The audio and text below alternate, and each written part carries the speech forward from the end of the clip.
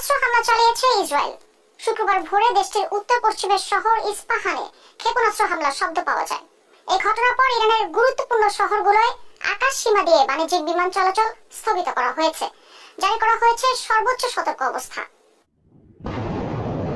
পশ্চিমা মিত্রদের আহ্বান উপেক্ষা করেই অবশেষে ইরানে ক্ষেপণাস্ত্র হামলা চালিয়েছে ইসরায়েল।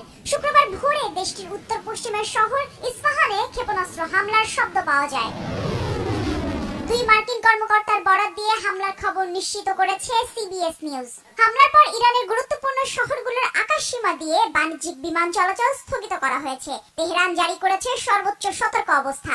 এই আকাশপথের সব বাণিজ্যিক বিমানকে তাদের রুট পরিবর্তনের নির্দেশ দেওয়া হয়েছে। এই ঘটনায় তেহরান তার আকাশ প্রতিরক্ষা ব্যবস্থা কার্যকর করেছে বলে জানিয়েছে ইরানের রাষ্ট্রীয় গণমাধ্যম।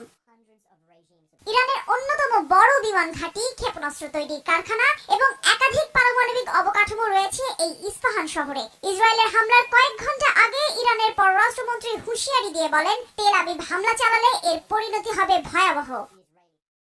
তবে ইস্পাহানের পারমাণবিক অবকাঠামোগুলো সহ শহর সুরক্ষিত রয়েছে বলে নিশ্চিত করেছে দেশটির রাষ্ট্রীয় টিভি। এদিকে ইস্পাহানের আকাশে 3টি ড্রোনকে ভূপাতিত করা হয়েছে বলে জানিয়েছে তেহরান।